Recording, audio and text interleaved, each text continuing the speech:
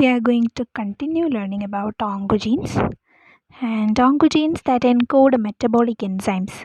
It was mentioned that tumor cells depend much more on glycolysis than do normal cells. This is only one of a number of major differences in metabolism between normal and tumor cells.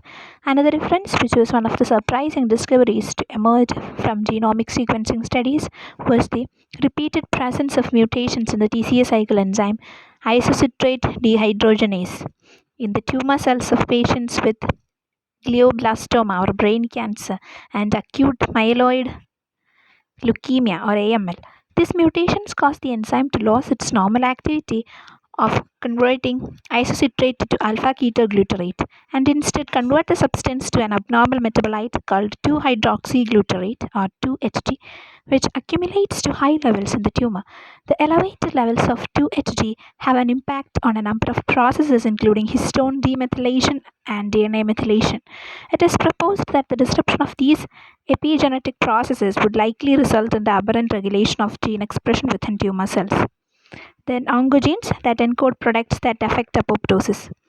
Apoptosis is one of the body's key mechanisms to rid itself of tumor cells at an early stage in their progression towards malignancy.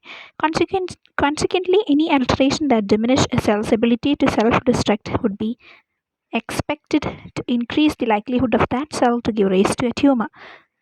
This was evident in the previous discussion of the role of P13K or PKB pathway in cell survival and tumorigenesis.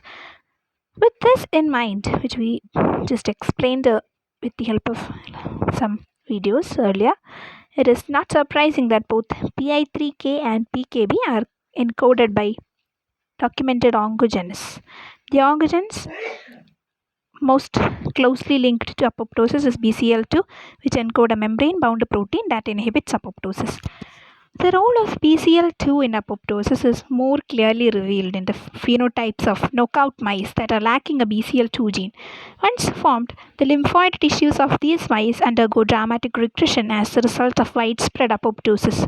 Like MYC, the product of the BCL2 gene becomes oncogenic when it is expressed at higher than normal levels, as can occur when the gene is translocated to an abnormal site on the chromosome.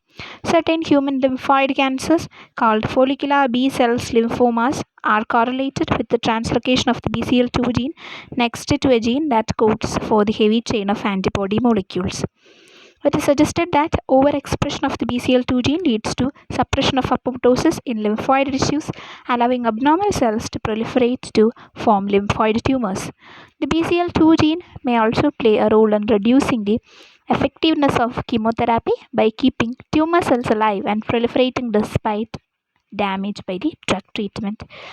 Over the past few pages, we have discussed a number of the most important tumor suppressors and oncogenes involved in tumorigenesis.